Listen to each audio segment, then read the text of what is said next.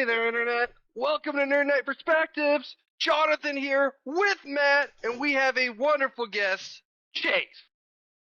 Hello. What's up, buddy? Glad to be here. Appreciate coming on with you guys. There's so much energy. Right? Maybe too much, but So what are we talking about today? We're talking about the Merlin. the Arthurian 1998. legends. Oh yes, technically a miniseries. Because I feel like in '98 things weren't really labeled as miniseries. When I grew up on this, it was on 2 VHS cassettes. Well, it's like 3 hours, but nowadays that's just a movie now. Right? Like, it's your average Martin Scorsese movie, apparently. Right. You used to reserve that just for that and like Return of the King and stuff. Return of the King. So, Avengers. I guess the first thing is, guys, how do you guys think you can best enjoy this movie, and what to expect from it? So I think because it's a bit of an older movie, so it's like you're gonna have to come in with the mindset that the CGI did not age well. This is like for television back in the 90s. So come in expecting that maybe have I felt like it was enhanced by having a few drinks during it. Never hurts. Yeah. I think it is best enjoyed when you are willing to exchange graphics for good storytelling. In my opinion. Yeah. Come in expecting to know that the production value isn't going to be, even though this came out after Jurassic Park, it's not going to be as Yeah. In spite of it having Sam Neill. Yeah. Good callback there, eh? Forgot about that. What about you, Chase? How would you enjoy this movie? I did enjoy this movie.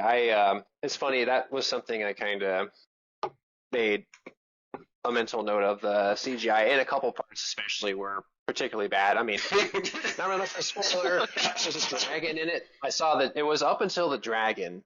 Not to go so far here, but I looked at that and I was like, wow, that's pretty poor actually, because there was some other stuff as far as other effects and whatnot that I didn't think wasn't horrible for '98. I was literally telling myself that because there's some other things early on, but when that had came up in another part with I believe a griffin is that what they're called?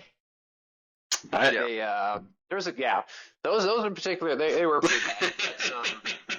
It's to me. It's 1998. It was made for television, like you said, so it's not really too shocking to see. But overall, I did enjoy watching this film. Still, Sam Neill's a pretty good actor. And I thought there was some good acting in this. I actually enjoyed the story, and I'm vaguely familiar with the story of Arthur and the Knights of the Round Table, etc. Just didn't know too much about the background surrounding who helped lead him to be in that position. That would be well, that's just it. The Arthurian age, the sword and the stone, all that stuff. It's always focused on Arthur, and this one takes us through the eyes of Merlin instead. Mm-hmm.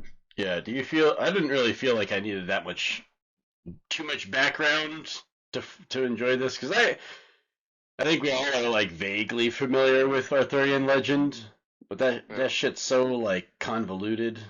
And actually, there's stuff I really wanted to talk about Arthurian legend. We'll talk about that later. Okay, that'll be sweet. That'll be good for later. I will say I do think this series is vastly overlooked for what it was. I think honestly, for me, and this is me personally, I think that first episode was kind of rough. And then after that, I felt like that got better after that. It got better after that. So slow at first. Yeah, you could say it like that, I guess. I'll get into it more later. But the first episode was a little rough for me. But then once I got past that, I was like, oh, second, third episode, that's pretty good. It's pretty tight. It's funny because I know we're talking about it later, but the question I actually have for you guys before we get going on talking about the directors and cast and stuff is, What is your favorite like Arthurian story like telling? You know. Obviously, Monty Python and the Holy Grail. Yeah. Easily. It is the probably. I've seen a lot of Arthurian legend movies, but like honestly, that one was probably the most memorable. Right? Definitely sticks out amongst the crowd for sure. Mm-hmm. Due to its wit humor, despite of almost no budget. Yeah, I see a lot of Arthurian legend movies, and I can't tell you a fucking thing about them, to be honest. Like it's like they just disapparate from my mind after I watched them, and I'm like, well, that was a movie.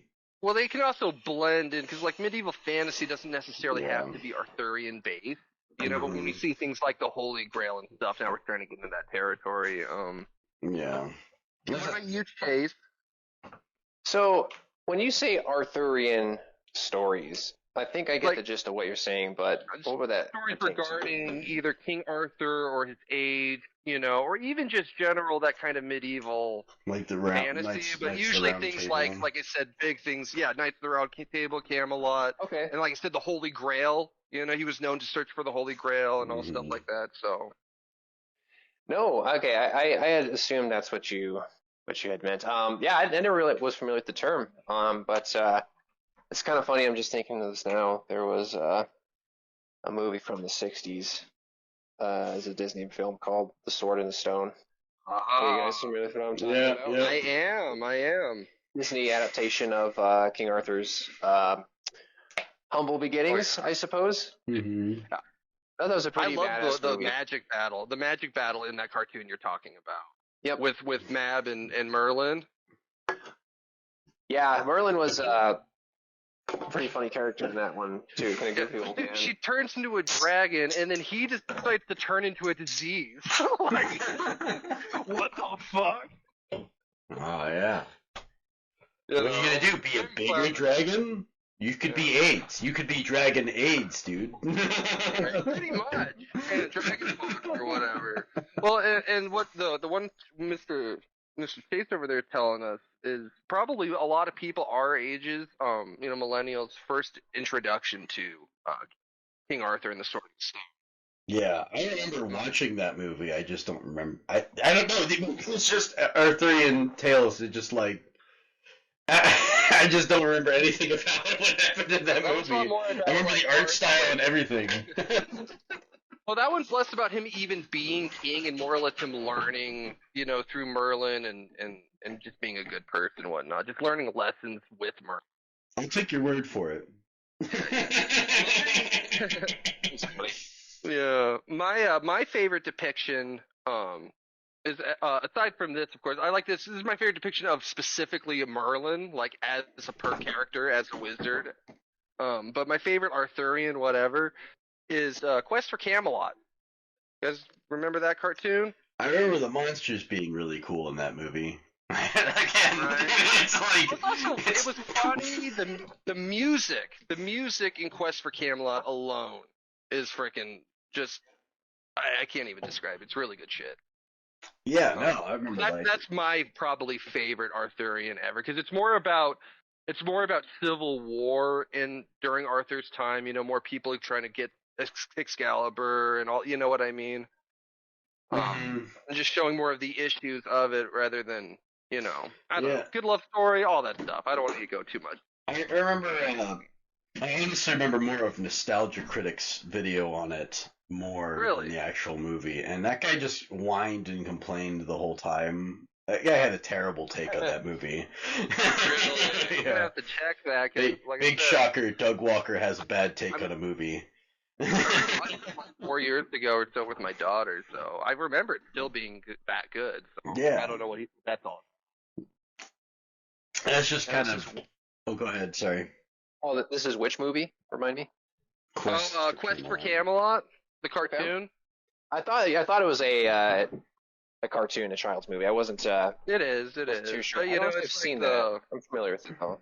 I'm sure you have, but it might be just like in the recesses of your mind when you were young. Because I remember watching it once, and I was just like, and I watched it again when I was a bit older, and I was like, holy crap! I thought I hallucinated this movie. It was like a fever dream.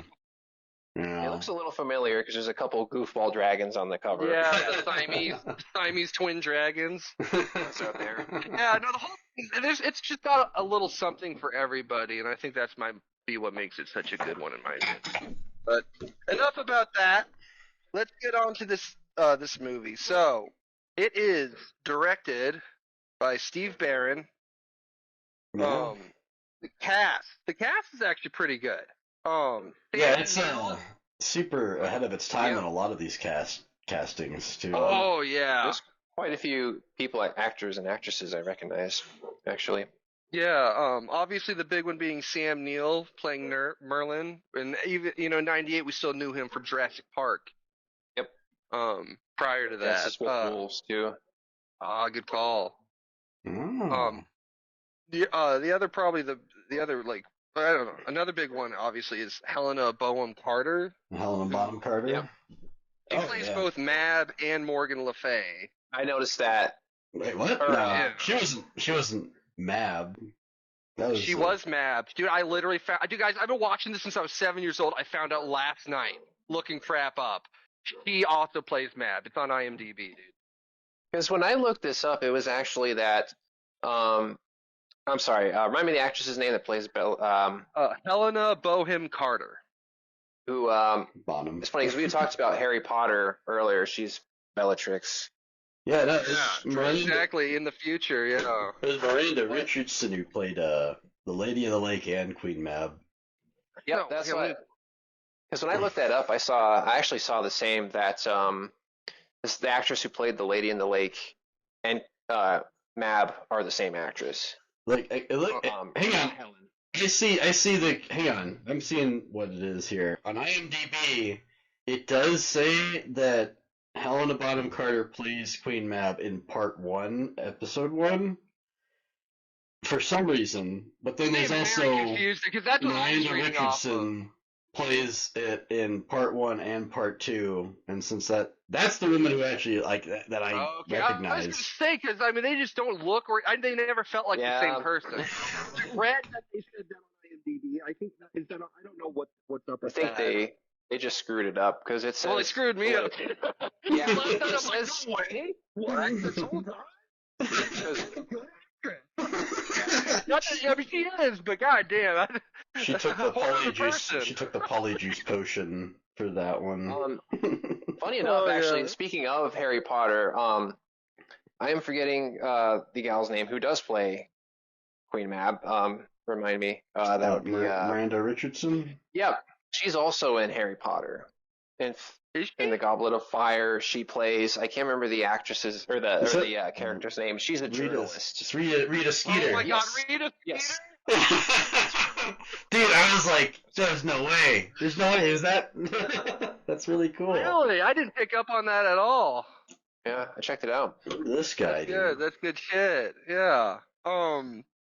Martin Short. Martin Short. Very yeah. famous. Crazy. He's the one that plays Didn't Frick. recognize him. Yeah, He plays Frick, the gnome. I enjoyed him in this, and I do love Martin Short. I didn't realize he was in this. Big goofy Yeah. ears. First. Yeah, he was some of the heart of the story, really. Yeah, I was surprised by how much she actually played a role in the story, to be honest, because like there's some goon here, and it was like, oh, he's actually like a character. Redeemable. Yeah. Mm-hmm. Yeah, his story was good. Isabella Rossellini plays Nimue. Yeah, I'm not totally familiar with where she's been in before. She had been in a lot of movies that were fairly old. When I looked her up, I saw like I think Suspiria, which is weird that they had that on Amazon as like her notable movie. They had Sam Neill, Jurassic Park, and then Suspiria. This like kind of I think that's a pretty like sleeper hit kind of horror movie. I don't think a lot of people have seen. You know, I don't know why that one was her big advertisement there, but Right. I'm not familiar with that one. Yeah, me neither. yeah, they recently remade it, but I think even that one is like I don't think anyone's really heard of it. It's I guess I would like to say it's underrated. It's just really weird though, to be honest. This is the new one. Is it niche? You would say? I'd say it's very niche. It's very artsy Okay. horror movie. Mm, fair enough. Can't recommend it for everyone. Paul Curran, he plays Arthur. I'm not familiar really with I don't know who the hell that fucking nerd is. He was anything I found with him. He was I can't remember if it was a Shakespearean movie. I don't think it was Romeo and Juliet, but there was another role he had in the '90s that was a movie I had I'm not looking it seen. up right now. 1997 Macbeth. Oh, That's it. Yep. well, I definitely don't think I saw that. I only really know him in Merlin. So, Let's talk about Lena Headey, dude. Exactly Cersei Lannister, dude. She is fucking. I didn't realize her age. But dude, she's beautiful now, dude. I mean, god damn, she's super hot. pretty forever. Yeah, dude, she doesn't age like not much. Yeah, she's playing Guinevere. She was great in that. I was looking forward to seeing her. And it's weird. She is a great actress, but it's like I really only know her from these two things now, and Dread. She was pretty rad You're in referring Dread. you're referring to Game of Thrones, obviously, right? Mm-hmm. This one, Dread, like you mentioned, she is also the wife of Leonidas in 300. Oh my god, she is, huh? That's nuts. That's right. She's the queen. That's nuts. The hair color throws me off. Yeah. I never put that together. That's a good call. Yeah, I had recognized her. The last big one I'd like to mention is the Mountain King, who plays a very small part, but I mention it because it is voiced by James Earl Jones. Yeah, Darth Vader. Just a little cherry on top. Talking about good thing. I didn't realize that. That's incredible. Yeah, they also had. There's one more too that I recognize too. I think they just grabbed James Earl Jones because he's popular in the '90s. They're like, oh yeah, we need another name. Lion King, I think. Yeah. Lion King come out? They're like, yeah, we have him. We'll 95? Yeah, 94. So yeah, this is certainly after that. So he's already voiced Mufasa. He's already voiced Vader. He's done all this shit. So yeah, he's been especially in the '90s too. He's really popular. They're just like, let's just throw him in here. What are we gonna have to play? Big rock man. voice as deep as the mountains. I don't even know what the character was. I just knew it was Rutger Hauer was in this. Yeah, I was gonna mention him. Yeah. From Blade Runner, the Hitcher. Yeah, he's the bad guy. I didn't know if you guys were gonna catch that one or not. Oh yeah, big fan. Have you seen Blade Runner, Jonathan? If I did, it was when I was really young. It sounds so familiar. I'm looking it up right now. Harrison But Ford. I can't put anything in my head right now. Tears in the Rain? No. Just throwing him under the bus on that one. I don't think I've actually seen Blade Runner. I think I've just heard about it so much. You know what I mean? Yeah, it's a really good one. It's pretty tight. I gotta watch it sometime. Like this is not the first time. I think. Consider that for a pod at some point. Blade Runner. I would love to do Blade Runner. And its sequel was really good too. 2049. Let's put it on the list. Yeah, we'll put it on the list. I'll have to watch it. I know this is also very minor character, and I've only really seen this actor in very small roles and very small things, but fucking they had the guy, and this is like a reference to Game of Thrones, but they have fucking the guy who plays Maze Tyrell in there. I don't even know what the character he played in this his name was, but he was this kind of it's so dumb, it's so niche, but I have seen that guy before, and I was like, dude, no way, that's Maze Tyrell. I don't even know the actor's name. The actor's name is Roger Ashton Griffiths. Oh. I'm trying to find him on actually IMDb. I'm not on IMDb. The IMDb's. Yeah, I'm kind of opening it. I just thought that was funny. And I just caught him there. What was the character's name? Sir Boris? Yeah, Sir Boris. Yeah, Sir Boris. Yeah, sorry, I was so late to that. I was literally looking at it. Yeah, Sir. Yeah, there's a lot of things that I see him in that most people will probably recognize. I barely recognize some of these Again, movies. this kind of reinforced what I was talking about. At least, I mean, in the casting alone, how big this cast is. Whether it's, I mean, both past and eventually future, and yet, I do think this this thing really went. But Yeah. in spite of the cast, in spite of the story and everything, Mm. So do you know anything else the director has done? he did Teenage Mutant Ninja Turtles in 1990. He did The Coneheads. cartoon? The cartoon or the one where the people in the suits? I want to say people in the suit. People in the suits is live action. The live action one from 1990. He did Coneheads. He did The Adventures of Pinocchio. Oh my god. Man, That's all the really ones I can think of that are any big. I'm imagining the Adventures. Electric Dreams, whatever.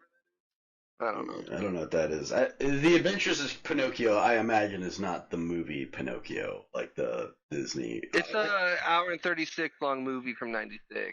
I think 96. I saw it once when I was really young. Honestly, it looks familiar. Well, I guess that'd be like, I don't know. in the timeline, that'd be of the cosmos and everything that would be that could not be the same movie that I'm thinking of. Right. What are you talking about? Corey. What's his freaking name? I was talking about like the original cartoon, but I was like, no, wait, hang on, I need to think about that for a second. There's no way.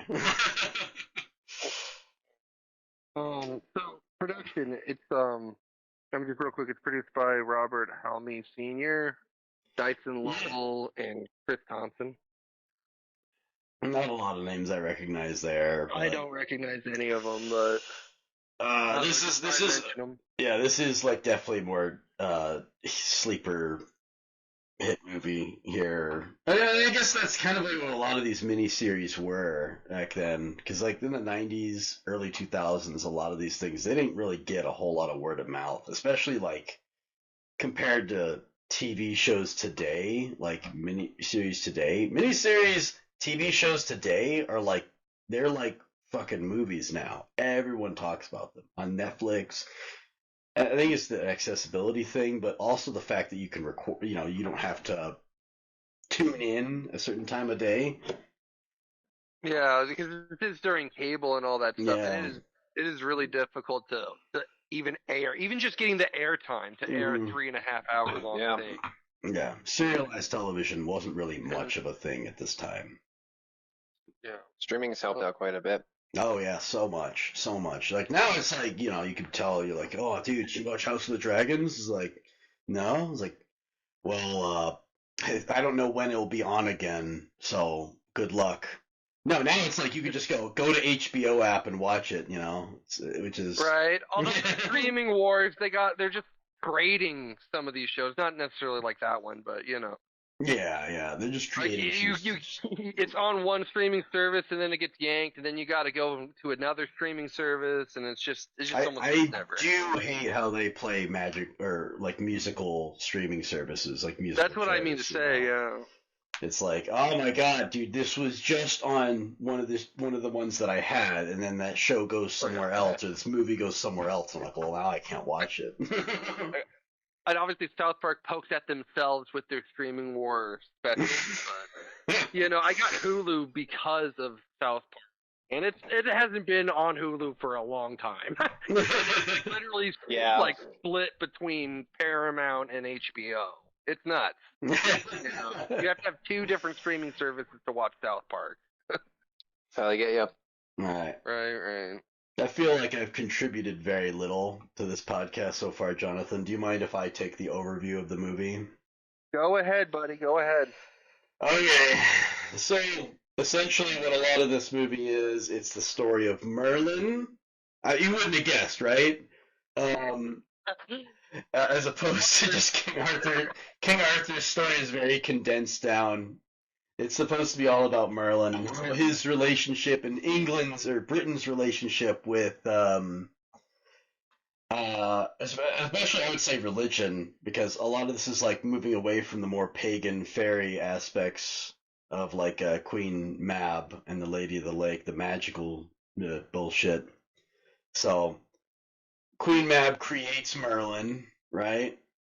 Uh, Yep. which I have an interesting thing to talk about later about Merlin's origins.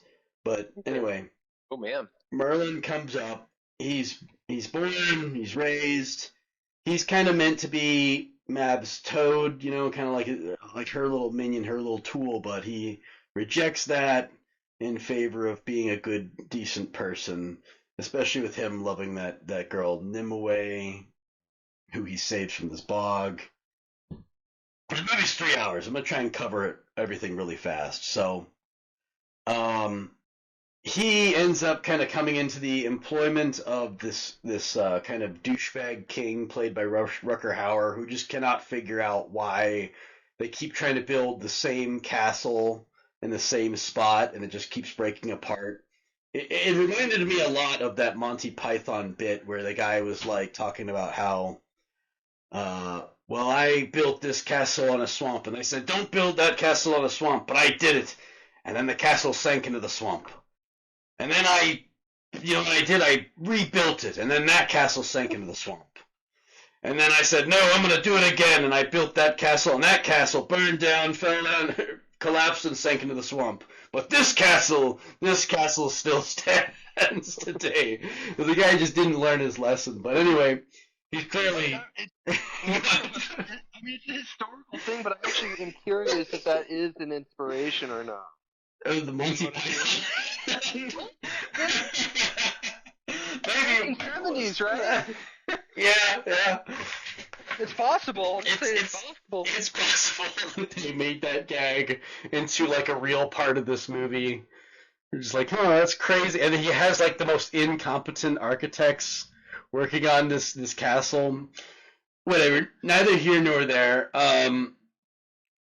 It's a nice little funny bit of levity there, and then obviously Merlin walks up there and is like, well, obviously, dumbass, you're building on this dragon in the river and whatnot, what did he even say?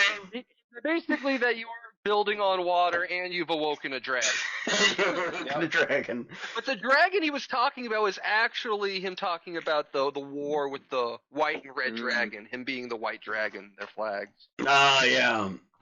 So yeah, he sees a vision of the future, tells him basically, look, buddy, you're gonna get your ass beat. And then, some folks come in, they invade, they go to war. Merlin chooses a side, ends up putting Rutger Hauer in the ice, because Rutger Hauer's I don't know, he does everything in his power to be an idiot, I guess, like when it comes to trying to, like, Merlin sees the future, right? Like, he sees the future, and Rutger Hauer's character is just like, well, how do I become king, but also just screw over everyone that I can? So, right. Merlin doesn't choose him, he chooses the other guy because he thinks that he'd be a better man, better pick. And obviously, the other guy wins, Uther Pendragon. Turns out Uther Pendragon, not such a nice guy. Guy's kind of an idiot. Well, he's just kind of like abuses his power. He ends up falling in love with Igraine, right? Love is a strong word. Falls into falls in lust. He falls in lust, falls in rape. I mean grape. I mean Rape? Yeah. What kind of movie is this? Yeah. I guess this is also like a symptom of Queen Mab doing her magical fuckery. Yeah. And another reason why Merlin chooses Uther Pendragon's side too, I forgot to mention, is that Nimue ends up is Merlin's love interest, and Rutger Hauer's character's like, working with Queen Mab for some reason is like, yeah, we'll burn this bitch alive, kill her. And Merlin loves her. Merlin saves her from the dragon, but she ends up getting a little toasty after that. Anyway. Mab basically overpowered him. Yeah. Stopped him from stopping the dragon. Yeah. Anyway, back to Uther Pendragon. Uther turns out to be kind of a twat, and it has some of my favorite moments in some of the scenes here. But anyway, without Uther Pendragon, we wouldn't have Arthur. Uther ends up going out banging Igraine, disguised as her husband. Yeah, it's not cool. Not chill. But anyway, she ends up giving birth to Arthur. Merlin made a deal with Uther, saying that the son would be his to raise into a good man. Merlin takes the kid, raises him, teaches him all the ways of ethics and whatnot. Which as best he can, in the old English time. Well, even to say, Merlin is half human and also makes mistakes, and that's something we do see consistently throughout. Yeah, but Merlin is the coolest. It's the coolest. Oh, no doubt. But teaches Arthur to not be a twat, especially like Uther was. Uther eventually dies, leaving the sword in the stone. We all know the story. Excalibur. And that's where Arthur shows that he's the king by getting Excalibur, shows that he's a good king, he's a cool guy, whatnot, and ends up leading the Britons with peace. Of course, Arthur's not perfect, ends up banging his half-sister. Which is another everything bad. I noticed everything bad that happens is he did not know it was his half. He didn't know. She was pretty hot. It was Helena Bonham Carter. Yeah, she is hot. Yeah. Ends up doing that. Silly goose. Yeah, I did notice that everything that goes wrong or is bad in this, it seems to be somehow related to Queen Mab doing some fuckery. Consistently. Anyway, so Morgan Le Fay bangs Arthur. She ends up having a kid. Mordred. Having any. He's a right nasty piece of shit, that one. Yeah, he is. I thought Rutger Hauer or Uther Pendragon were twats. This guy's the fucking worst. He probably is the nastiest one in the whole thing. Mm-hmm. Anyway, it kind of glosses over a lot of Arthur's story to kind of get to more of the stuff that Merlin had more of a direct impact on. Eventually, Nimue Merlin's lady, love interest, makes a deal with Mab to kind of get Merlin away. Ends up being a trap by Queen Mab, but Merlin leaves to go help Arthur. Yeah, trapping him away. Arthur goes out to battle his illegitimate son, and dies. Or is it his nephew? His nephew is his son.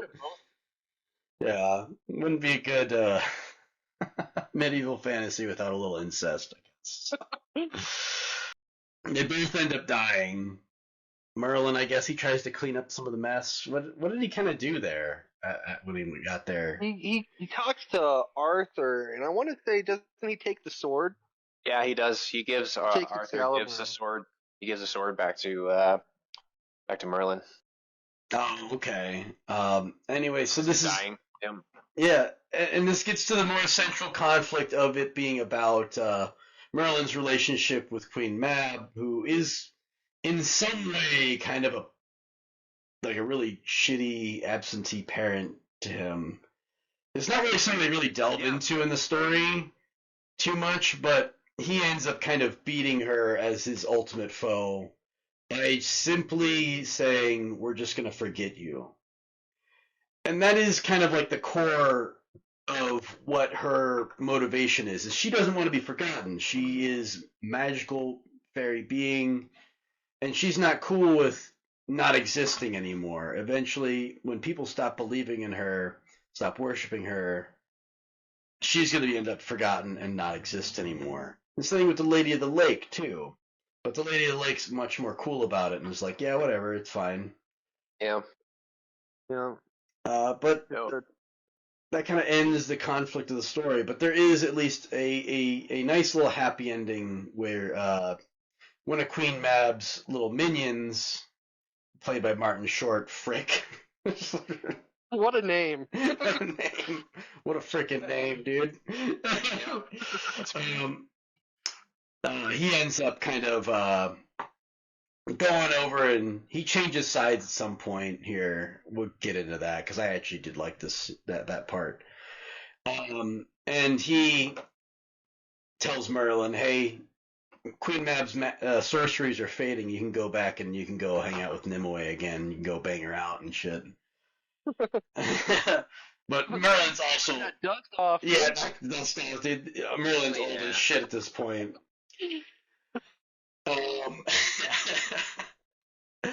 And so is Nimue, but like, that doesn't matter because they're magic. So he just goes, "Yeah, we're just gonna be young again, young and hot." So that way we can.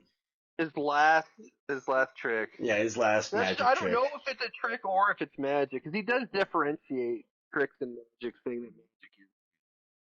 Yeah, I mean, magic is real. He definitely he does do things like he lengthens the stick, but he also does really stupid parlor tricks like he did to Morgan Le Fay as a girl. He's just like, right. Where did this coin come from?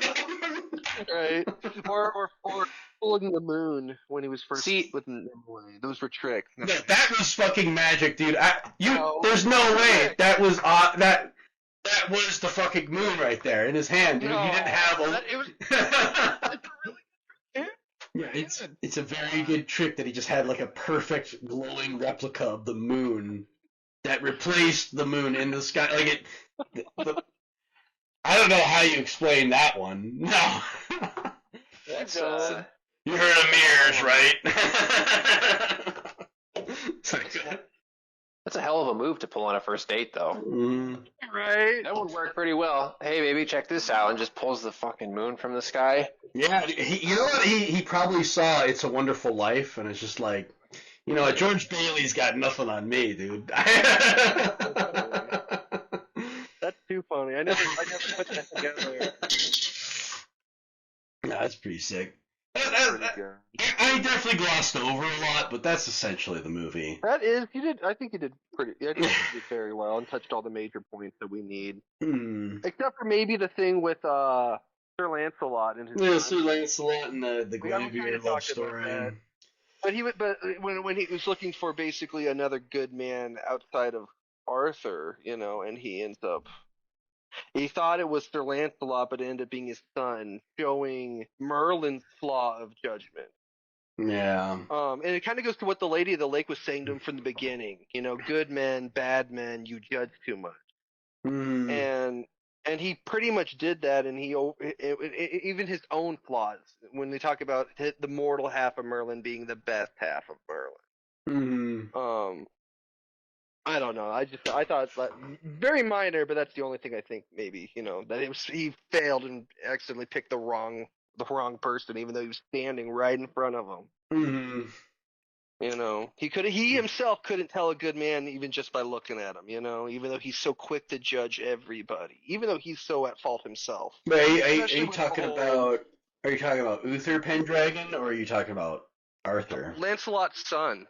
Oh, Lancelot's son, right, Galahad. Yeah, I think so. Who does go out and find the Holy Grail? All right, hang on. So we're getting into inspirations for the story, right? Right now, right? Because I've got some things to say. We can just jump right into that right now, actually. Yeah. So inspirations we saw from other. All right, I got it. So this is a big problem. Why I really wasn't able to get into much Arthurian legend is just because there's a lot of contradictory stories within it, and there's just a lot of retellings. It's because This is a story that has evolved over years. People just add their Centuries. own stuff, their entries into it. Yeah, it's like the earliest works of fan fiction. And let me tell you, dude, the fucking silliest OC character has got to be Lancelot, dude. And let me tell you why. Let me tell you why. So Lancelot was not an original character within the story. He was not a canon character within the story of Arthurian legend. Someone added him in Really? later. And this guy was like, you know, he was like the coolest character in Arthurian legend. My character, Lancelot. I made him. He's pretty cool. So he's like basically like the guy who's like the best at lancing and stuff and jousting. That's why his name is Lancelot. You know, people like he beats everyone at jousting. He's like the best tourney knight. And actually, people actually brag about how they lost to him. Right? He's the coolest. And you know what else, dude? He actually bangs the King Arthur, dude. Bangs Arthur's wife, dude. It's pretty tight. Dude, that's how cool he is. Like, Yeah, Lancelot's called a Chad. Dude, this guy wrote his own OC character and was just like, I feel like it's some like level of self-insert. He's just like, yeah, he's like the coolest Giga Chad character in the story. Let me put in my character and make him the coolest. No flaws. I mean, I guess there is kind of a flaw. There is kind of like a flaw of like his love for Guinevere is kind of like a bad thing, but like, I don't feel like the guy who made the character had that level of self-awareness. It was just like, I like to think he was just like, yeah, he's the coolest guy. Even King Arthur's wife wanted to bang him. He's the coolest. He's also like the noblest and the best. And actually, you know, his son, Galahad, he's actually the one who finds the Holy Grail, actually. It's pretty tight. He's the best. You know? Yeah, right. I think that's what they were reflecting in the movie. Was, you know, everyone wants to eyeball Lancelot, but his son's the real Chad, right? His son's the real Chad, dude. Yeah. No, I love that you made that point. I really love that you made that point. Well, I learned something here today. But that I just wanted to throw that in there. There's another really interesting thing too. I wanted to talk about because again, different tellings, different versions of Arthurian legend. Interestingly enough, I had learned that one of the origins of Merlin was that he is actually like the son of a nun or a witch who copulated with a demon who had got banged out by a demon or the devil. Yeah, no, it's actually one of the versions is like that he's actually like kind of like a spawn of evil, but he becomes a good solid dude instead. Wow.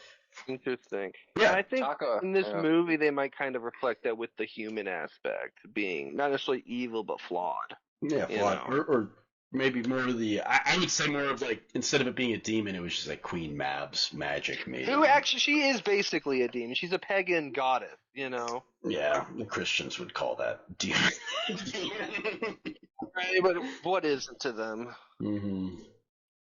Sorry. Of course, obviously, Arthurian legend, big inspiration here. What others do you guys feel were good inspirations for this movie, or things you want to talk about? The only thing I really, outside of obviously that, like inspirations like we see in the cartoon and stuff, nothing specific. I can't say anything specifically, but purely based on vibe and feel. A lot of the feeling of this movie reminded me of some of what you see in a movie called Dragonheart. That's also from I want to say the 90s. I don't know, just that medieval, this fucked up world. There's like just I can't even just. I'm having a hard time. Maybe I'm pulling. Well, no, I don't think you are. It's kind of funny is that pre Lord of the Rings, just about every medieval fantasy movie of any kind, they all kind of had that same kind of production level vibe, kind of like the same kind of feel to them. They generally, and maybe this is a hot take or whatever, but the way I see it is like a lot of producers and stuff, they didn't look at these movies and be like, yeah, this is going to be a success, this is going to be worth investing money in. So they gave it a little bit of money, enough to get them a budget. It wasn't until like Lord of the Rings, which was just like a lightning in a bottle moment, where they had a great direction, great script, great everything, and it became one of the biggest trilogies of all time, that people saw that these movies could be bankable or successful movies. One other thing I could say for inspirations, and I got this off of IMDb, but according to it, Nicholas Grace and Robert Addy were best known for their roles as the Sheriff of Nottingham and Sir Guy Gisborne in the Robin Hood movie 1984. And so, that's kind of like a little cameo fans for like people who liked Robin Hood. And I wanna say I've seen that movie, but I also want to say that I have no idea, because I don't know the years that these Robin Hood movies were made. Because there was one with like Kevin Costner. There was like there's so many Robin Hood movies. Chase, do you know which one that one is? Jonathan, do you know which one? It's Robin Hood 1984. 1984. It's called Robin Hood. It was actually a TV series from 84 to 86. Okay, then what they're referencing. I have no idea. I saw it a long time ago when I was really young. It's actually really good. And that one, we see a lot. Sorry, go on. Oh no, so I was gonna say, are you talking about a Robin Hood film with Kevin Costner? That's the one I was thinking it was, but then he said it was a TV series, and I clicked on the link. They have a link to it, and it's taking me to this Robin Hood from 1984 to 1986. And it says it's a TV series, but it says it's an hour, so it's likely like a mini series, or something. I don't know. Yeah, But no, it's a good one. In fact, is that Andre the Giant? Oh, let me see. Is that fucker in there? Maybe he's not. Maybe I was just tripping. I might have just been tripping. I think I'm just thinking of what's that Bride one? The Princess Bride. Yeah. I think I'm just thinking of that. I think Andre the Giant trailer. I think, and just to elaborate, I'm not saying that these movies are bad. I just feel like a lot of people, a lot of them are good, but I tend to feel like they had, maybe when people were trying to make these movies or these shows, they didn't feel like they had to put as much inspiration into them to make them as unique feeling. It wasn't until Lord of the Rings they all that kind they of really like blended. Yeah, they all kind of have that they same kind of feel. did. I mean, even we're talking about Robin Hood in the 80s, Princess Bride and Dragonheart and Merlin, and there's many more for that. Yeah, they all look like they have the same color palette. That's a huge thing. I never really thought, and that's kind of maybe what I was meant by vibes and feels. Atmosphere certainly is definitely one of them that you'd get with that. Yeah. One other little kind of nod thing, I guess. Nicholas Clay, who plays Lord Leo, also appears as Lancelot in another film based on Arthurian legend called Excalibur from 1981. Gosh. So there's a lot of we're seeing these continuals of medieval fantasy between the 80s and then I feel like the 80s and then obviously the 90s. I don't know. No. Anywho, you got anything, Mr. Chase there? Any inspirations or anything that you kind of saw that reminded you, or like anything, something else? I don't know. As far as anything that would have really inspired this movie, I'm not too sure. Funny enough, this isn't related enough. You guys are talking about Robin Hood movies. I just started making me thinking of Mel Brooks. Man in Tights. Love that. All right, well, we can probably move on to favorite parts. Favorite parts. What are your favorite parts of this movie? I mean, I got a few. I got a chunk, so some of them I just want to go through quick, but we'll just kind of patter around. We'll take turns. What's up? Who wants to go first?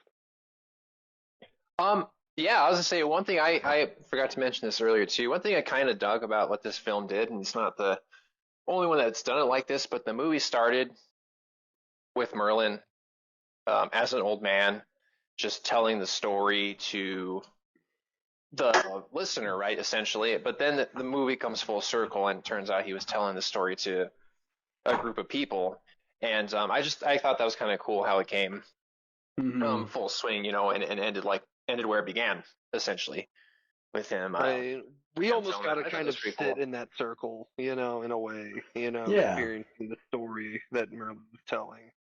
And it's funny that you bring that. I love that they basically, when he interacts with Frick, they talk about how Merlin specifically exempted or changed some things in the story, and it kind of goes to Matt's talk about inconsistencies in in Arthurian legend.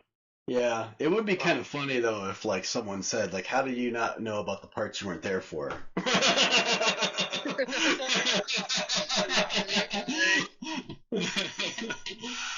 um, That's fair. That's Yeah. very fair. maybe that's like kind of an unreliable narrator kind of thing. But it was nice to see it have a happy ending at the end. I like that. Right, and it wasn't even part of his story. We got to experience that with him in a way, canonically speaking. You go ahead first because it sounds like you got a lot of them. I got a little more, and some of them are small. I did like that they broke down 3 types of magic. Like we talk about magic in general, that they broke it down into like a hierarchy of mastery, being word, gestures, and pure thought. Oh, okay. Yeah, I do like my magic systems. Big Brandon Sanderson fan. So It's just basic, but I do like that it wasn't just it's all magic. They had to differentiate it that. definitely Like, Matt doesn't have to do shit, but Merlin has to shit move his hand, and he's still lesser in magic because of that. It definitely felt like it was hierarchy. Yeah, it definitely felt like it was just kind of like magic is magic. Well, I'm saying that's the only kind of thing that kind of defines specifically the hierarchy of it, like you're saying. No, I really liked the I love the part where like Merlin is talking to Uther Pendragon and basically he's just calling him a big twat, dude. That was pretty cool. Calls him out on his bullshit and he's like, "Your son will be a good man, unlike you," basically. I seen it. Right? No, definitely. He calls people, and he did to the other king before him when he called him stupid. Like Merlin does not hold back. I don't give a fuck. Calls you a bitch, dude. Speaker of the truth, doesn't. Mm-hmm. What else you got? I really liked. It was so small, but the Mountain King, just like his few lines. Like when Merlin tells him to hold Excalibur till a good man comes, and he's like, "I will hold it, and I will hold it forever, if not longer." I mean, just like ain't no good man out here. Them coming at this guy's seen it all. There ain't no good man out here. Well, and then I also, to add to it, I like that even though like Mab and like all these other pagan gods die, he technically does not die. He technically is theoretically still alive.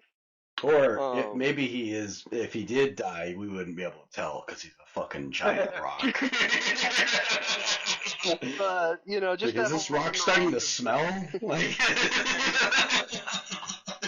sitting out in the sun for a while. Just that I will live forever on the edge of dreams. Just that kind of no matter what, even in the most basic sense, people will have some kind of, I don't know if it's imagination or what, for the rock, for the mountain, What a flex. Children's dreams, humans being dreams, or whatever, it doesn't matter whose dreams, but. What a flex. Yeah, it is a flex. That is a Chad move, actually. We're talking Chad moves. That's pretty Chad right now. When you think about it, though, at least Mab could, like, walk around and shit. Like, that guy, that giant rock just had to, like, lay on his side, like, forever. For eternity. Squeeze his hand a little. It's how he helps Squeeze his hand a little bit, yeah. All he had to do was let go, Bro was just chilling. He's just chilling. He's taking a big nap. Yeah. Because if it, paganism and Christianity come and go, but the Rock will always be. The Rock, Dwayne Johnson, will always be there. And shut your mouth. You guys got any others? I did. I had another one. I liked. I really liked Martin Short's character transformation there, where he was like, he was really cool with. He was actually really enjoyed Morgan Le Fay. I like all their moments together. The weird immortal gnome making out with maybe a 18, 20-year-old was a little weird. Maybe there's a bit of an age difference there, but He I did mean, a he little kind of bit. groomed her too. Right? You beat me to it. You beat me to it. But I did actually, I was a little bit charmed by that he actually did care about her, especially when Mab decided to like kill her for like basically no reason. Yeah, Like, so son. Her son didn't even give a dude, shit. he did. He's like, Mom, dumbass. Who cares, right? Dumb bitch. I'm gonna go kill my dad. He's also my uncle. That guy. Fuck. Boy, how messy is that? I didn't really know too much in depth behind the story with Arthur and his son Mordred. Is that his name? Yeah. Got the name right? Yeah, but he basically had a child with his half sister, and that child grew up to end up killing him. Yeah. It just sounds like Yeah. this is some Jerry Springer shit, right? Well, what's funny is they actually sped up his growth with magic. Oh, okay. There's one line that they really? say I didn't even really notice. Yeah, I didn't really notice until the last time I watched it. Merlin walks in when Mordred's like a baby, and he's bigger than he should be, and she's like, magic, blah blah blah. She starts talking about magic, and so yeah, and that explains why he did, because I mean he looks like he's like 18, but it's been like maybe a decade tops. I don't even think that long. So Yeah. it's been long enough for Arthur to grow a beard. So Yeah, that's a good beard. Yeah, no, that was kind of fucking what I'm crazy. I saying guess is I didn't really he's think of literally that. like a baby. He's like probably like a 10-year-old or something. I guess that makes sense though, because like didn't have any kids himself with Guinevere, did he? I mean, wasn't mentioned. If it was Lancelot's kid, actually. So, Right. alright. But Yeah. how sick of a name, though, is Mordred, though? I thought that was a fucking dope name, to be honest. You name Right. Well, it kind of reminds me of Morgoth. Morgoth, yeah. Like from, Yeah, those English people are just, like, definitely very inspired by J.R. Tolkien, right? They're just stealing everything from the old man, huh? doing medieval fantasy. It's not a bad place. Yeah. It's a small thing, but Mab's voice. It was You know, terrible. I hated that. It really gets you, especially at first, but it kind of grow on me that, like, in spite of, like, her beauty, like, her age still shows that she's still kind of old, raspy, and almost dead. Yeah, she needed a throat lozenge the whole movie. It would have been kind of nice. Someone gave her one and she just like talked normally the rest of the movie. And like, oh, thank you. No, honestly, that annoyed the shit out of me. Yeah, Queen Mab just fucking ripping through cigarettes like the entire movie. It was a way to show that she's old without really taking away, They just thought it was kind of a creepy fairy thing that they could do. Like, oh, we want to make her voice different and make her creepy. Yeah, and I could be just cannoning. Yeah, I could talk like I smoke sandpaper cigarettes the entire movie. It's hilarious. I gotta say, that was on my critiques. It was just her voice. That's funny. That's too funny. That's a mixed bag. Like I said, I kind of liked it for her character, but it is hard to listen to, without a doubt.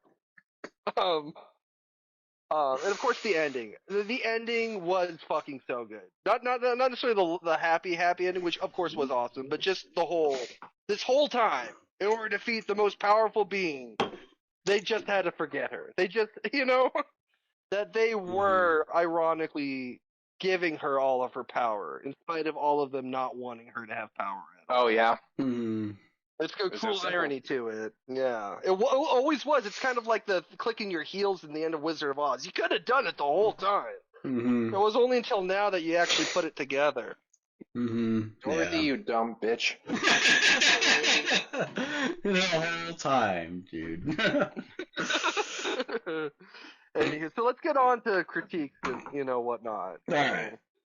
God. I think the obvious one, I think Chase will agree, is like the fucking... Dude, the CGI was I'm fucking atrocious. I am in agreement. They had those little creatures, the dog, bird, I called them hawk dogs. The Griffins? The griffin. They didn't have any fucking wing. I guess they were griffins. If griffins are like starved puppies with bird heads. Instead of hellhound instead of a Those are bird the- lion thing, eagle. Those are the shittiest dragon- ones I've seen. Shittiest griffins I've Yeah. ever seen. The dragons and the griffins were pretty atrocious. I thought with the little, some of the effects, like the little fairies and like when like someone like I don't know, I wouldn't call it run, but like it's just like a quick snap, like transition in a short. Stop motion. Exactly. Yeah. I thought that wasn't terrible in comparison to the other stuff because it literally I was seeing that leading up to the CGI. I was like, okay, some of the effects in here aren't too bad. When Mab was just like shifts like 20 feet up and then getting someone's face or stuff like that. Yeah. Just like shifting around. I thought that wasn't bad. I actually thought it wasn't bad for being as old. In some moments, it was actually really cool, like the way that she kind of backed away real quick, and then she kind of had this ghostly kind of. Presence to her. Yeah. Sorry, go ahead. Yeah, some of their tricks that they did were really cleverly put in, but the main CGI. Yeah, it was pretty bad. Pointed out even for its time, and we talked about yeah. And like, even I mentioned Dragonheart, that had better graphics for a dragon, than the show did. And that's like such a problem with a lot of these like miniseries in the 90s and 2000s. And the fact that they're just like, they don't try to hide that bad CGI, it's just on full display. They're like, fuck it. This shit's rad, right? Dude, that looks like about Willow. This is gonna age great. This is gonna age well. It's not like George Lucas. You're like, no, don't. Okay, I know CGI 30 years ago sucked, but if we do CGI now, it won't suck in 30 years. Yeah. Fucking clowning over here. I haven't seen CGI that bad, I think, since the Scorpion King. Or not the Scorpion King, the Mummy 2, the Mummy Returns. I feel like that was better than what we saw. Honestly, it was pretty bad. And the fact that they were just like so confident of just like, yeah, we'll put that in there. We won't try to hide it with leaves or anything like that. It would have been a smart idea to kind of have it somewhat obscured and have the CGI be kind of like be behind some foliage. No. Dragon out in the middle of the fucking screen. There he is. That was pretty wild. Embrace it. It's so small. I really shouldn't even mention it, but I always end up doing this.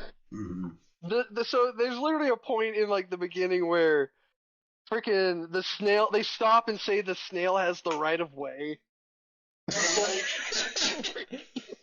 Really? Excuse for direct dialogue. So because they're traveling, it's like they wouldn't just stop and talk, and they didn't want to do it on like riding on the horse and trying to talk. So they just stopped for a snail. I mean, it was like I get it's meant to show that he's showing them like, see, we have to respect nature. I think there's a better way you could have done that.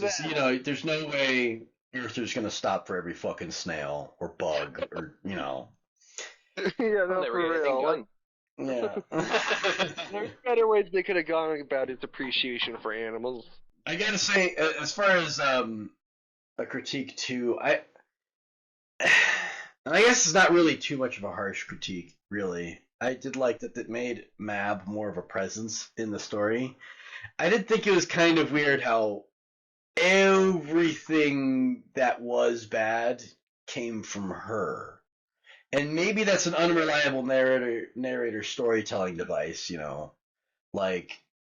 but every time someone did something shitty, it was because they went to her or she did something. It didn't feel like the villains really had a lot of their own agency. It felt like everything was stemming from her, and it's a very weak criticism because everyone's got their own choices that they can make.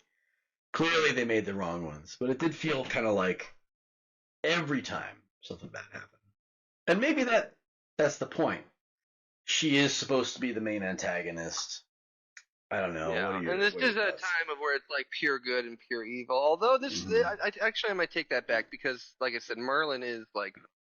No, he's the purest. I mean, he's flawed, but he's the purest good character in the story. He literally. Okay, we talked about that chick getting raped. Freaking, he set the whole thing up. That was Merlin. Yeah, well, he allowed it to happen. You can't really say he's pure good when he's literally like, "You're gonna rape this bitch? Okay." Like, what the fuck? Like, yeah. Well, let me help you real quick. I get the son. Well, it's cool because baby.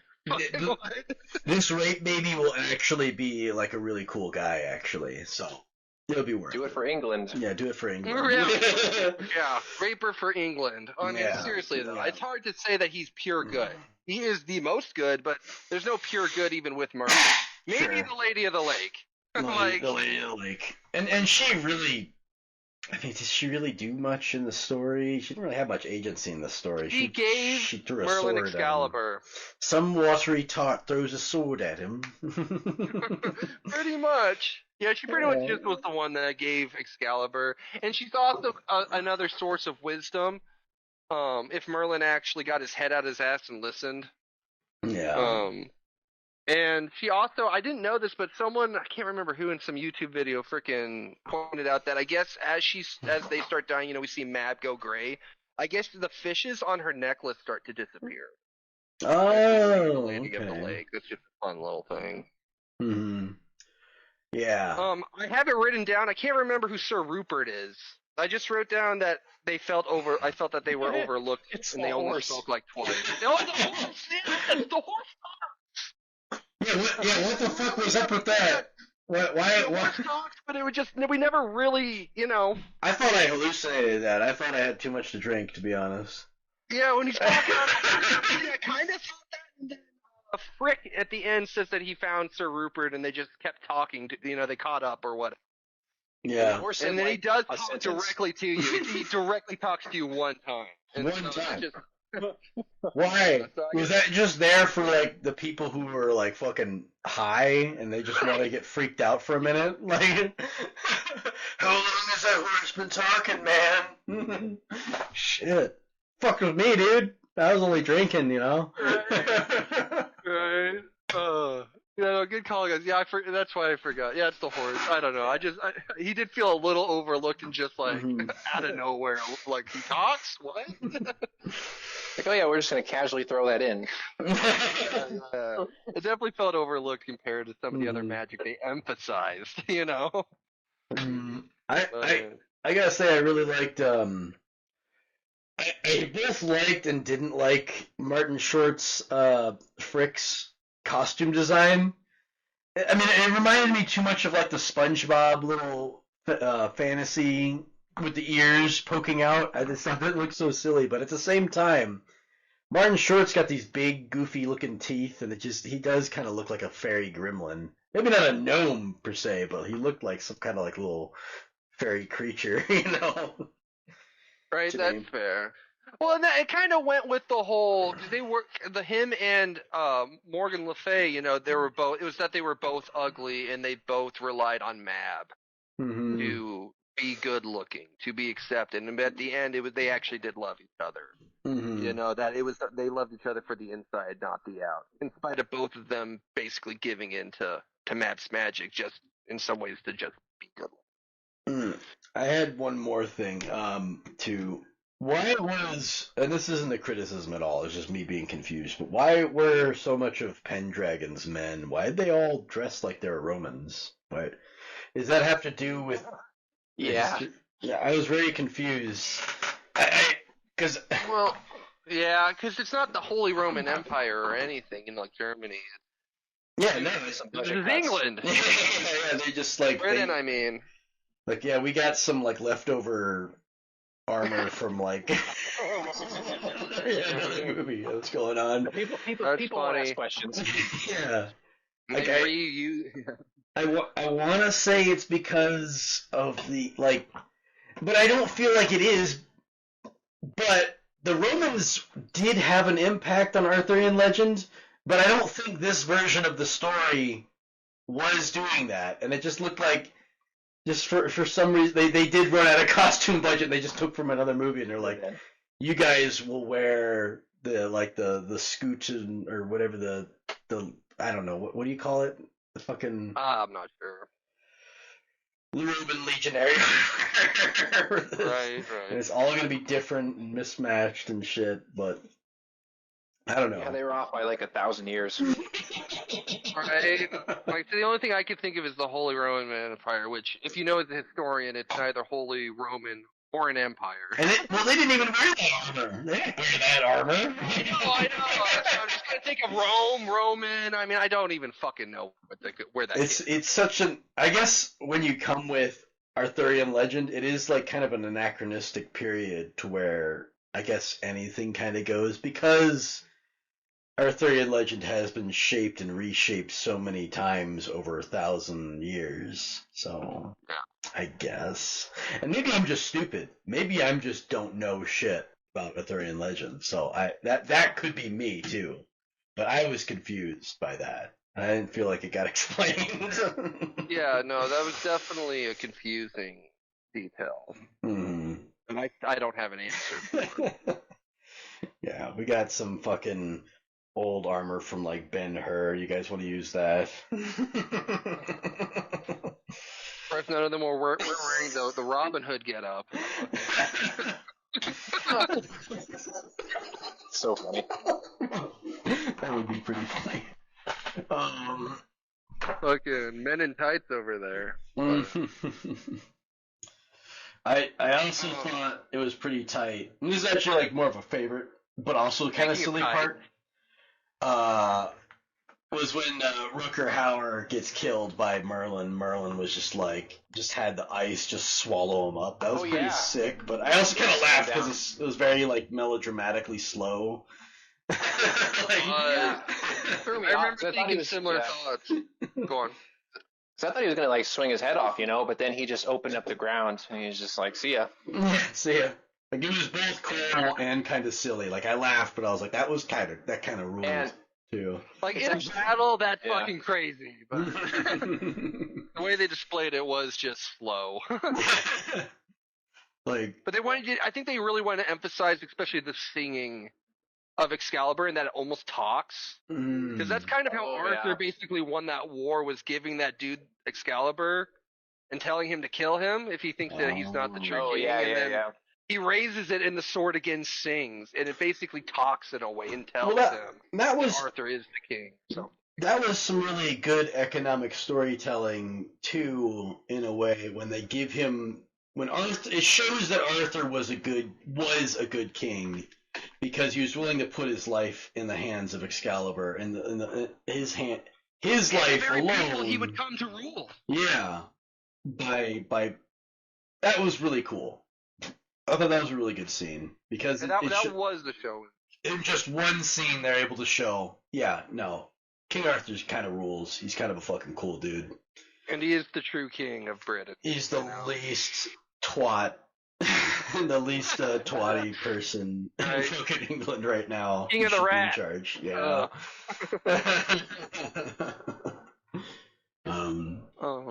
So, I guess with that we can start going to ratings, closing thoughts. Yeah, where do we go from here? I mean, why it's why it's awesome, why it's terrible. Did it say anything? I guess we kind of already did that.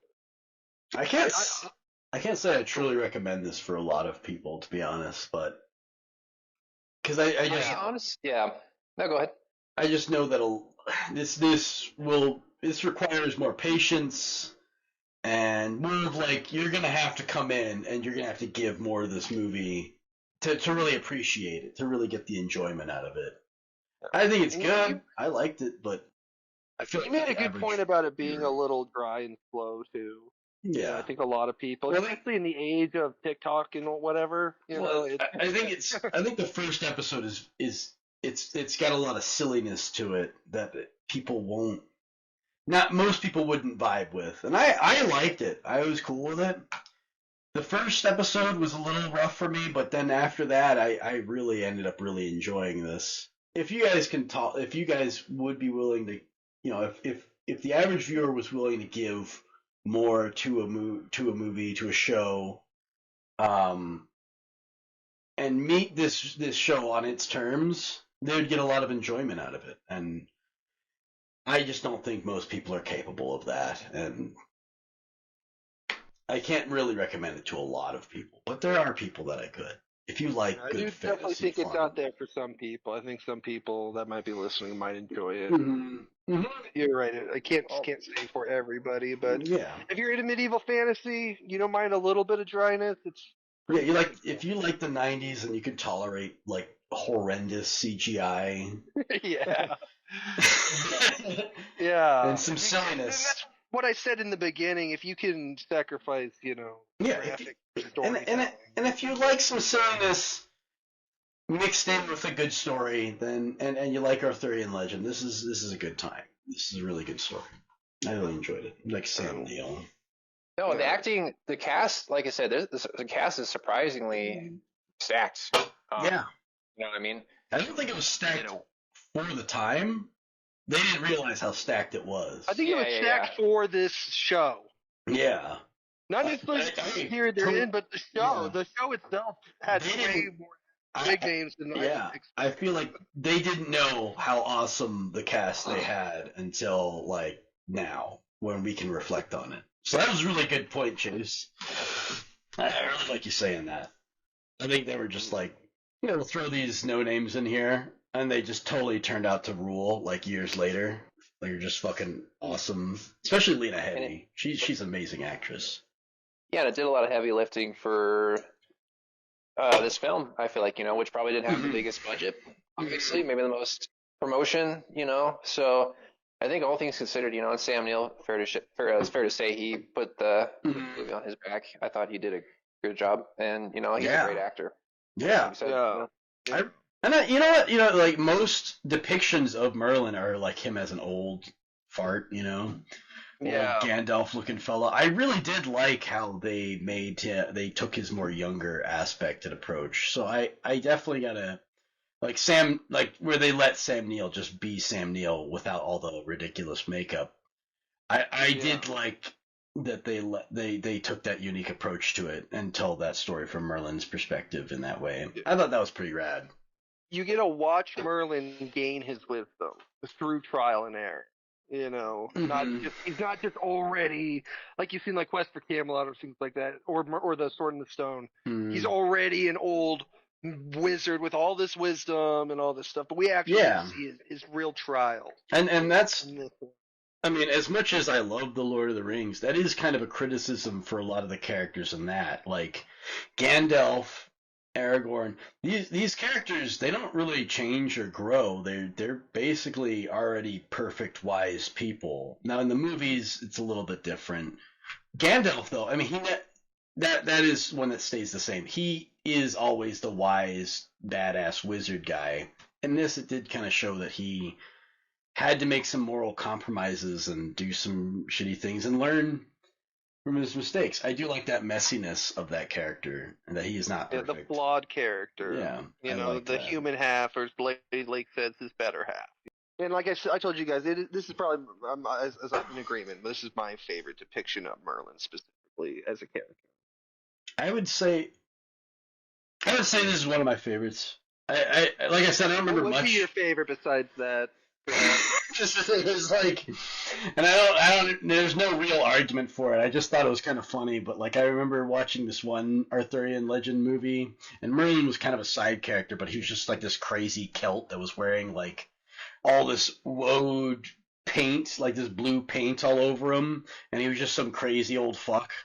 And he had like he didn't speak any English. He just like went, ah! That's the only thing that I remember about him, was that he was just crazy, weird woodsman. Celt, like, and I was like, funny, yeah. man, this version of Merlin kind of rules, dude. You're just a fucking insane lunatic. I couldn't tell you the name of the movie. All I remember is that, and I remember him like during some battle, he just like stuck his tongue out, and he was all fucking. He looked like a crazy, insane person, and I was just like, man, this version of fucking Merlin rules, dude. Like, Fair enough. I mean, in a legitimate sense, this one is definitely better than that. But that was the most memorable. That other one was also very memorable. That one stuck out to me. I'd never seen Merlin portrayed that way before. Yeah, no, even just hearing it, it sounds and maybe it's a fever dream I'm making isolated, it up, old, especially if you're ancient, not ancient per se, but just some old guy that's been in the woods most of the time. You probably would be a little. It was like, it wasn't like even that he was like a real magician or wizard or anything. He was just some crazy pagan man who wore blue paint all over him. And this is like some fever dream because I don't remember anything else about this movie. I remember very little about it. I remember watching it, but I remember that part. And maybe I'm making all of this up and this is just made up in my brain, but I remember that ruled. I remember that was fucking cool. Fair enough. I can't argue it. So I guess finally, guys, thoughts going forward after this movie? Oh wait, hang on, Chase. Did you say what is this your favorite Merlin depiction too, or do you have one? I was gonna bring one up a sec ago, but it's actually really funny you say this. This is not a serious answer, but I'm just thinking of it because there's an episode of The Fairly Odd Parents. Oh God! Remember this? And I didn't put two and two together because I wasn't only so familiar with Merlin as opposed to Arthur, like a lot of people say. But I'm putting two and two together. It was funny the way they depicted Merlin in that because he's just like a total shyster who's trying to get fame and fortune, whatever, off of his. They call him his nephew, I guess. But he does the whole, the baby, you're gonna be a star. He's like a total dickhead in that episode. Uncle, Yeah. So yeah, I know that's a weird one, but I don't really have off the top of my head because I don't think I've seen any other films about Arthur, Knights of the Round Table, etc. Like specifically. Well, at least recently, it comes to mind. Merlin, of course, also gets credit, for being inspiration for all the other wizards we usually see. Dumbledore, post the medieval ages. Okay. Yeah, Gandalf, obviously, Dumbledore. You name it. Pretty much all of them have some kind of roots and references to the depictions of Merlin. That's cool. I didn't even realize that. Yeah, yeah. I think too is I don't know what it is about a lot of these Arthurian stories, but they are a lot. Like this one wasn't forgettable. I'll say I'll remember this one, but there's so many of these because there's so many of these movies and shows. There are, yeah, and I think it says some credit to the quality of the filmmaking that's put into these that I just can't remember a fucking thing about them other than crazy old fuck wearing blue face paint. With stars on his head. Yeah. I really don't remember much about these. And even the Arthurian legends themselves too. I've read some of them and I've heard some of the stories, but then I'll hear another version of it and it just totally contradicts or just doesn't make sense. It's like a lot of Norse myth, but Norse myth I end up having stick in my brain a lot easier. I don't know what it is about this. One other interesting point I want to say that pretty obvious. The interesting thing about Arthurian lore and all this stuff is that obviously it's not majorative, but it is debated amongst historians whether or not King Arthur was real. And that's also because things like the Holy Grail are also, debated on whether or not these are real things. Which shows you how powerful myth, lore, and legend, really are. Mm-hmm. That Arthur, I don't think Arthur was real, and obviously not Merlin, but Arthur is real, and he's gonna come back as Messiah, and he's going to save Britain These are the facts. Make Britain great again. But I guess I mean to say that that it has had such an influence in art, in culture, in history, and in media today that that he might as well be real. And we could talk about similarly to religious figures and things like that. Well, They are so, whether they're real or not, they are so powerful that they might as well, in the minds of the generation.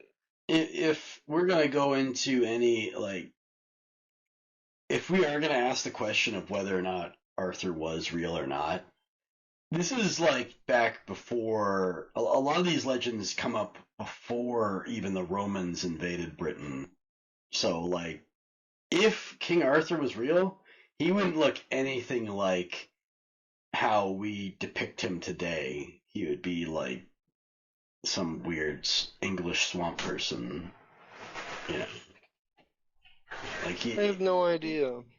It's funny you say that, because apparently there's a community that makes, I know this is kind of random, but it's like a whole meme culture thing sent around how the Romans, when they first went to England, just looked at them, they're like, ew, what the fuck?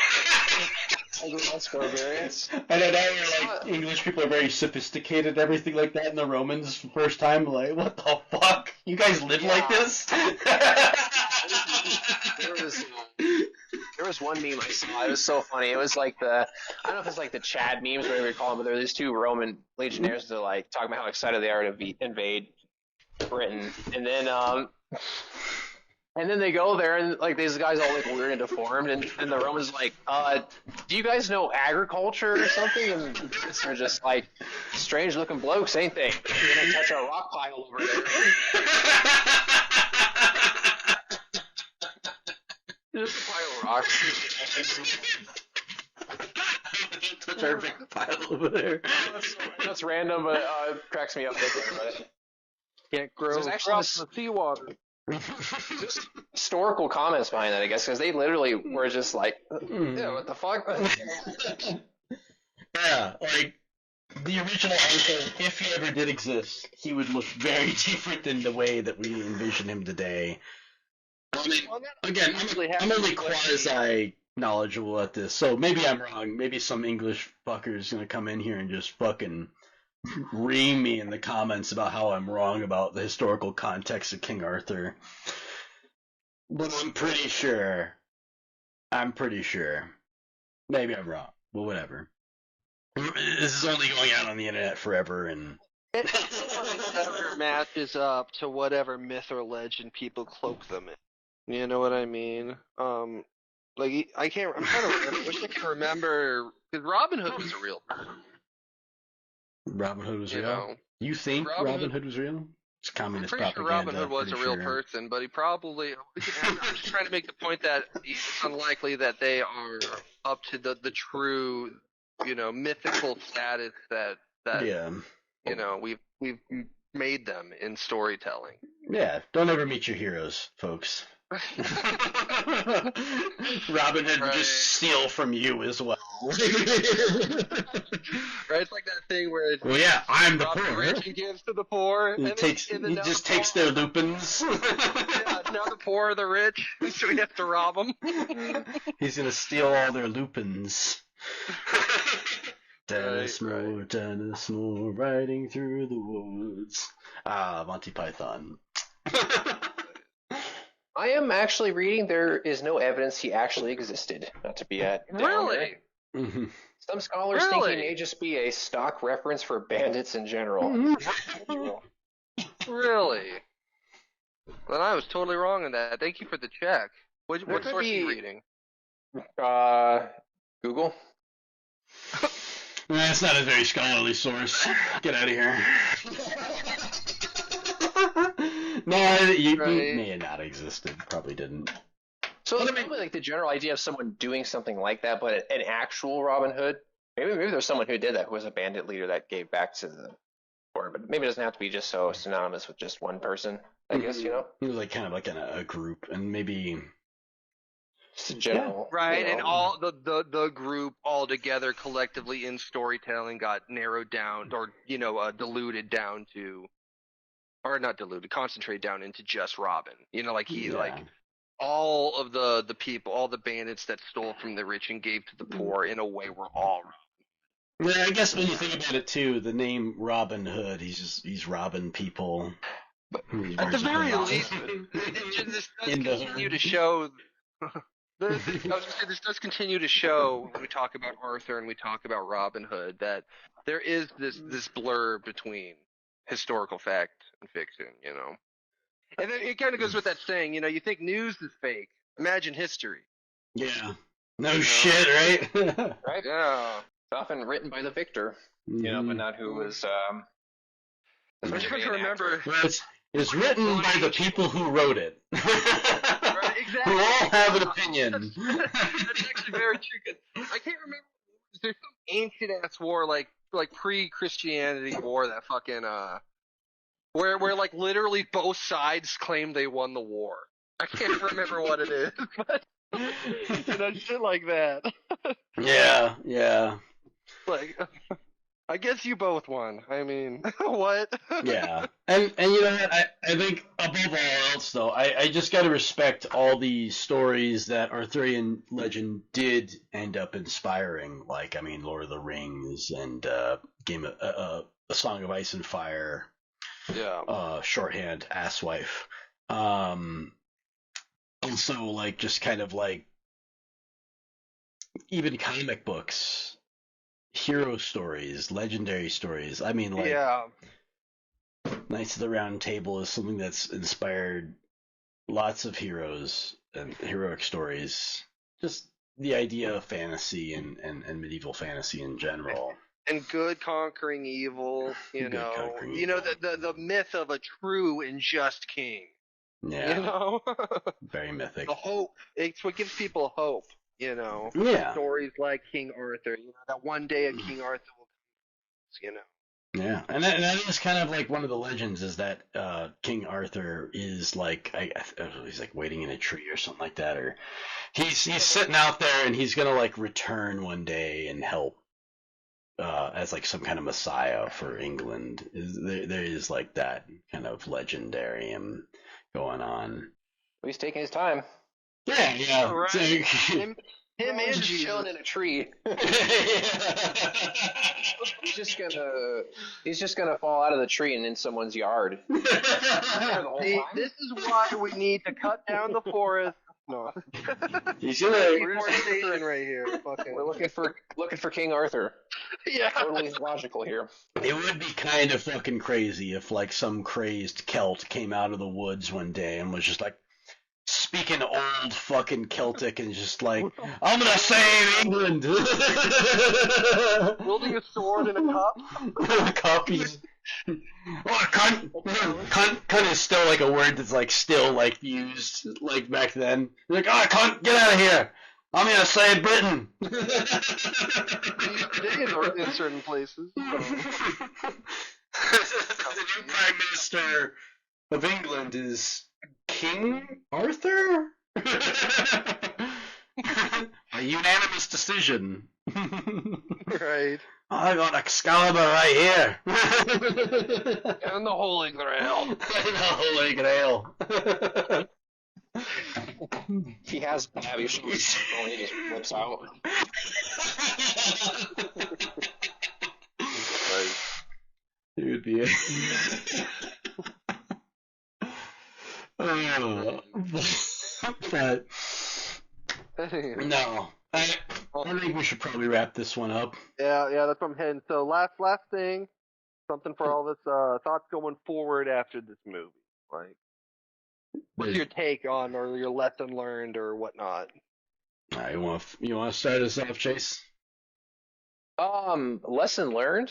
Well, just what are your thoughts going forward after watching this movie? Okay. I would say I did definitely thoroughly enjoy the movie. It was definitely a bit of a hidden gem for sure. I had no idea this was even a thing that existed until it was brought to my attention.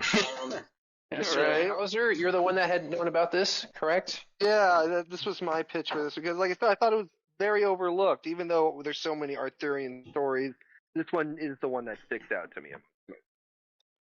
I can honestly say because there's multiple. There's so many. I mean, even looking up Countless. Merlin, you'll see 5 shows. So like, I know. I've seen the one with the really young one, and there's actually I haven't seen it, but there's actually another one with the same Merlin, but they totally like retcon or like change, just ignore everything that happened in the original, the one we watched.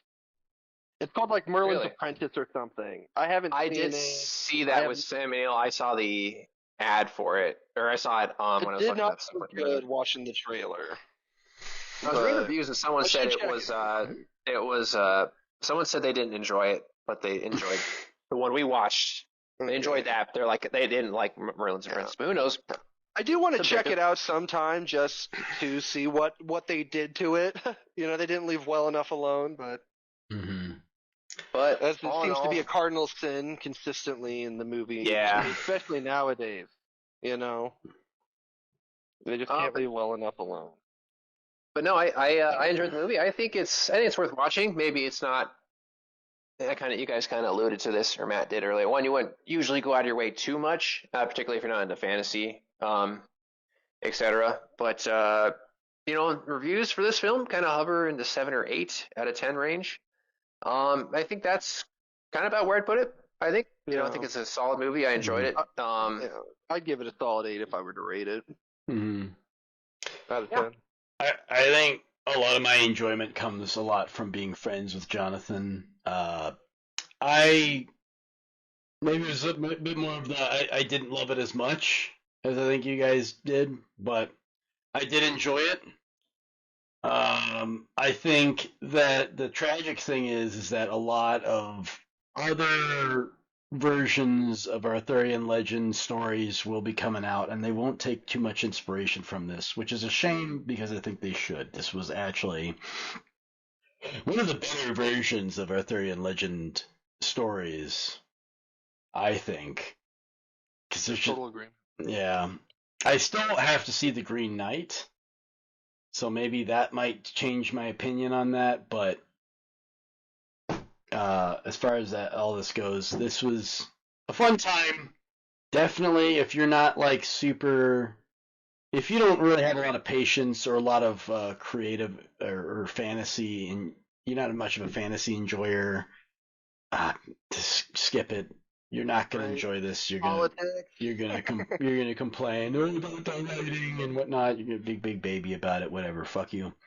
But if you do want to meet a show or a movie on its terms and come in expecting some silliness, good storytelling, and a good time overall, you will enjoy this. And if you got 3 hours to kill, look, if you watch Killers of the Flower Moon, this is shorter than that, so yeah, which we will be talking about. Yeah, coming up. This is but yeah, I liked it. Good time. My one thought, the one thought I want to leave the podcast with is, like the take that we get from the ending of this movie. And it's my favorite part of the movie, the way they defeat Mad, because God's government, economies all stop existing if we simply cease to believe it.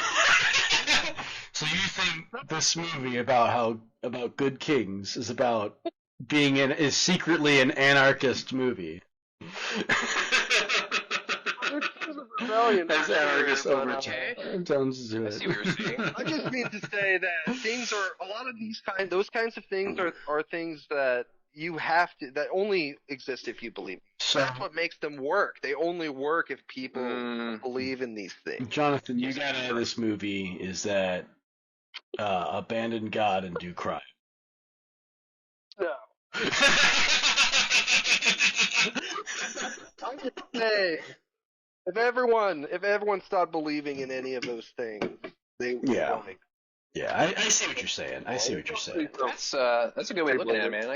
I appreciate you pointing that out, actually. It only is I don't know, maybe it's a little extreme in view, but I feel like there's a lot of the system. turning a 1 into a 0, you know? Yeah. The same shit. You know? Yeah, If you basically. believe it's a 0. You know? That is kind of what Merlin did to Queen Mab at the end, was just he just turned Yeah. all of her belief and faith points into 0. Yeah. Turned a 1 into a 0. It's exactly what happened, you know, and I do think that is somewhat reflective, and I think it is true today in the systems that we crowd ourselves in. They're only as powerful as the belief we give to them, and they're only as worthy too. If these systems aren't worthy, you shouldn't believe in them. If they are worthy, you should. Indeed. All right, guys. Well, with that, freaking hope you enjoyed the talk. Hope you enjoyed the pod. Hope you enjoyed our awesome guest, Chase, who has quite a lot of insight into this story. I got to say, I was quite impressed with your takes and some of the background you gave to this episode. Thank you, sir. It was a blast. I enjoyed talking about this film. Yeah, absolutely. It was a pleasure. It was a pleasure talking about this miniseries with you, Jonathan. Chase, you were also here. Oh, wow. I'm just kidding. It was a blast. It was great having you on. Look forward to talking about the next one. Absolutely. All Great right. chat, guys. Good night, everyone. Have a good time. Maybe check out this movie. It might change. It might just change. It might change your fucking life. You might become an anarchist after this. Yeah.